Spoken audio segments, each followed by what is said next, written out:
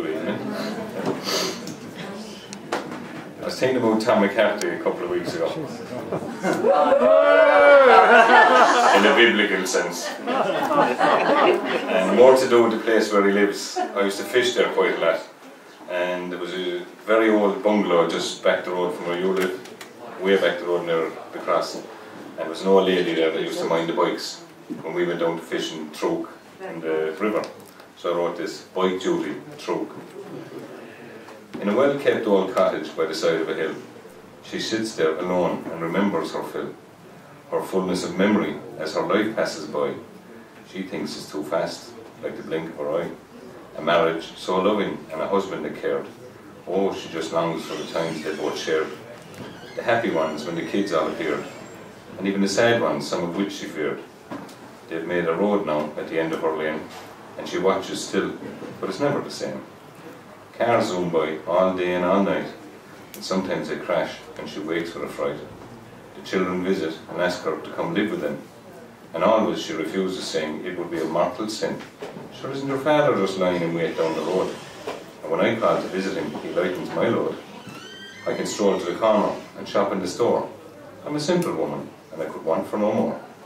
But the young fellas come to fish in the stream past the dike, and each of them ask if I could mind their old bike. It's no bother to me, as I rarely ever go out. And if they get lucky in the stream, then for supper I get trout. And who'd mind their stuff if I go live in the city? Your father be left alone, and that's a bare pity. I sit by my door, it's half open, half closed, and I recall all of you as you stood there imposed. As each of you left to get on with your chosen life, your sisters with husbands, and you with your wife. And each of you ask if I would come live with ye. But where would I sit, and who then would I see? I can tend to my life and see you one and all, as I look out my door, and memories I recall. This cottage was built by your father here on this ground, and until I am finished with life, here I will be found. In that well-kept old cottage by the side of that hill, she kept an eye on our bikes, and fondly I remember her still. Well done.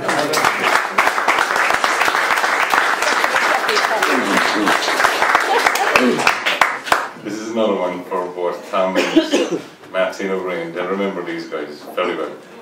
Dan Ryan's thief. He was a butcher just round the corner. Very well liked man, always supplied meat, never asked for money. I don't know how he made a living. But yeah, I worked for him as a kid. So, Dan Ryan's thief. We had it all growing up in our street. We had Dan Ryan the butcher, who supplied all our meat.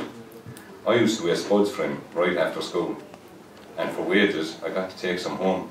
I was no fool. And if I worked all day Saturday in his small shop, he'd give me some money and the odd pork chop, as well as a bag to take home to the mother. I was a good lad, he'd say, not like the others. Until one day, Jimmy Donnelly asked could he help out. He wanted to learn what butchering was all about. His intentions were good, but his motive left a lot to be desired. And within a few weeks, I was branded a thief and fired. While weighing spuds in the back room, I'd seen him at the till, pocketing some cash, and now I'd had my fill.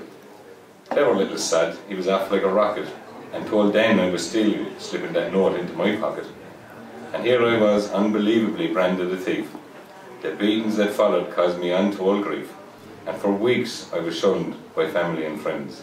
Until I had enough, I was going to put this to a bitter end. Jimmy lived in the high flats near Dan's butcher shop, and he was about to learn nobody steals Christy's pork chop. So I climbed the drain pipe at the side of his house, and went into his bedroom as quiet as a mouse. And there he was, sleeping soundly in his little bed.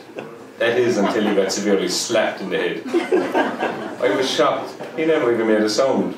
For that very day, Dan Ryan had caught him taking a pound. So I finished, giving him a black eye and a punch in his face, and I told him, you go and put my name back in its rightful place. And the next morning he went to report to Dan Ryan. And that I was no thief, and was to be reinstated, just fine.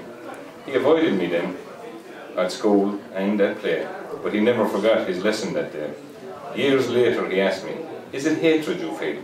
No, I said, but if you have to rob, then first learn how to steal.